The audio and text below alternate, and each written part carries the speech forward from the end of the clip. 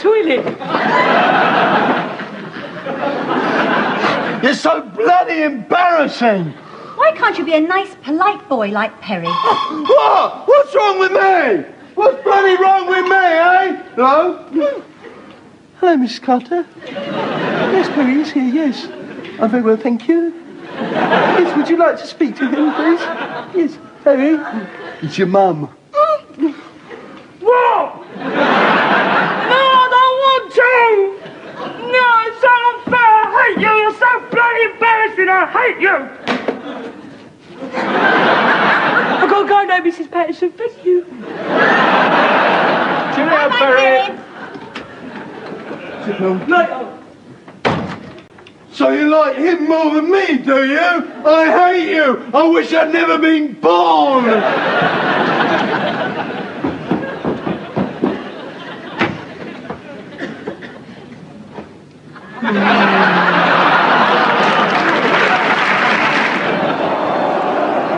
luck for Cantona, but Kanchelskis makes something of it. Here is Cantona! Simply the best. Well, that goal by Cantona, clearly the turning point in the match, but what did our experts think?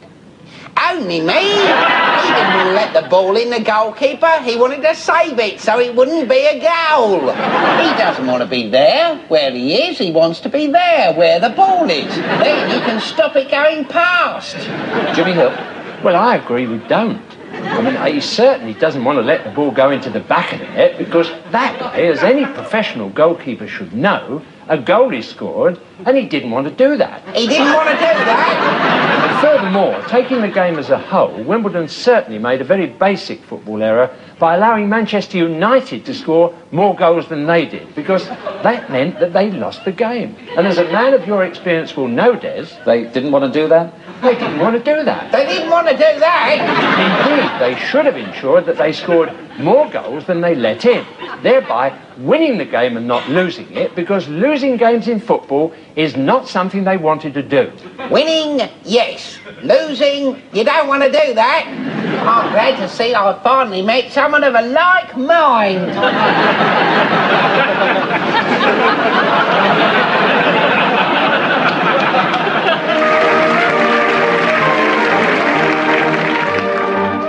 Good evening, Grayson. Good evening, Mr. Chumley Warner.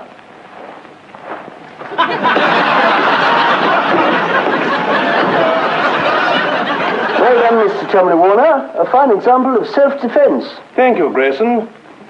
But would you have the foggiest idea what to do if apprehended by an up-to-no-gooder on a dark night? It's frightfully late, and a burly fellow stops you and practically bars your progress. All right, chummy. Hand over your perishing lolly, or face a bit of rough and tumble. Obviously, you can't see eye to eye with him on this matter. I'm afraid I can't see eye to eye with you on this matter. What now? Now, I'm going to administer a flipping clobbering. Oh, yeah. Oik. Oof. Noik. Noik. Noik. Clearly, it is important to know the bases of self-defense. Yes. What are the bases of self-defense, Mr. Chumley Warner? Yes, what are they? A chunky desperado confronts you with larcenous intent. You have several ways of defeating him. 1, raise your hat in apparent greeting.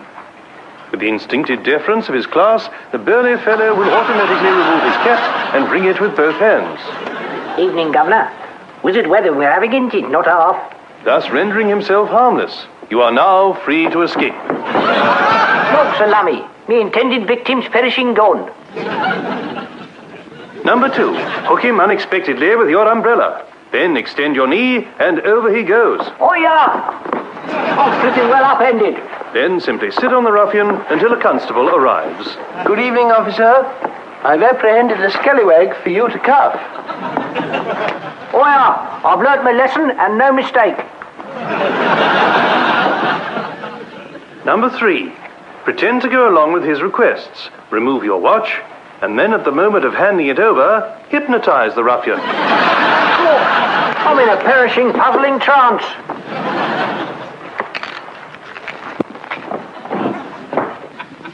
Number 4, drop to your hands and knees. His center of gravity disorientated, he will capsize over you. Blimey, Stone me if me blasted centre of gravity ain't not been disorientated.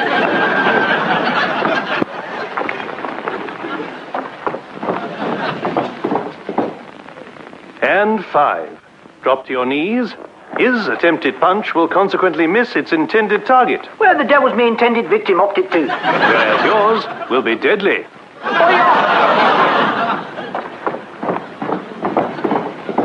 So there you are. Remember, hat, umbrella, watch, hands and knees, and finally knees. It's a simple phrase that's easy to remember. H-U-W-A-K-K. Why, Mr. Chumley Warner, that's a simple phrase that's easy to remember because it spells Huakaka. Right, there it goes. Huakaka.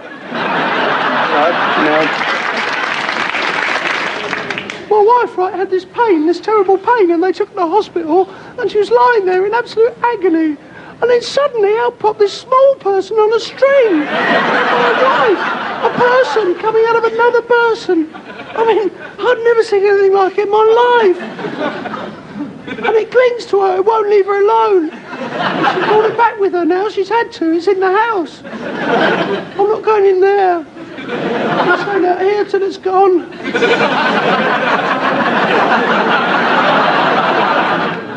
No, in the world of light entertainment, there are only 3 contenders for the crown. Barrymore, Forsyth, and of course Edmonds.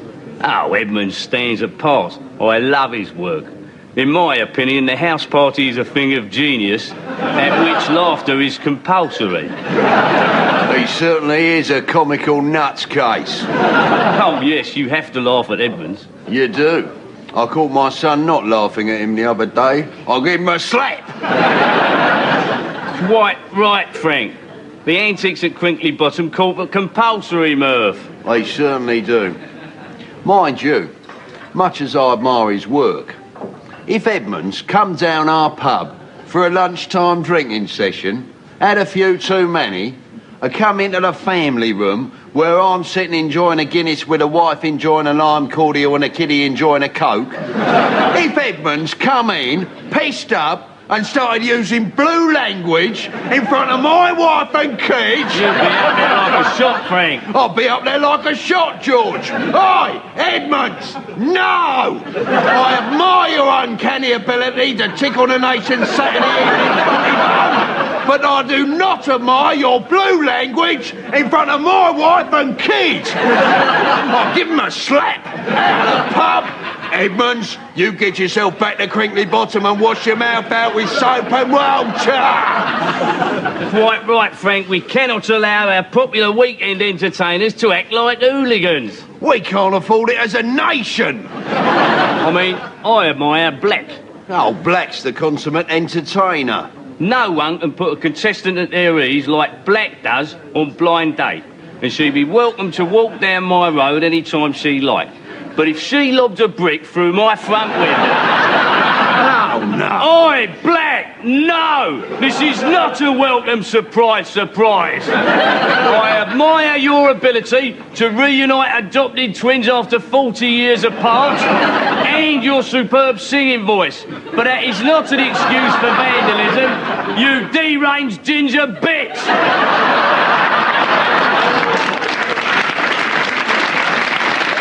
And you'd have right on your side, George. I mean, it's not just these mindless acts of vandalism, is it? If only it was, Frank. It's the petty annoyances these major celebrities might get up to. I mean, if Houston... Lovely girl, terrific singing voice. Sure. But if Houston walked up and down outside my house, trailing an iced lollipop stick up and down the railings, ting, ting, ting, ting, ting, ting, ting, ting, all right if she only did it once, but if she did it for an hour, while I'm trying to watch Sky Sports... You'd be out there. Oi, Houston, no! I will not always love you if you carry on with that cacophony. Now up it! And you'd be well in order there, Frank. I'll tell you, if that lead Travis so much as thought about nicking the lead off my roof, I'll be down his farm straight away to kill his ducks. Bastards, these celebrities make you sick.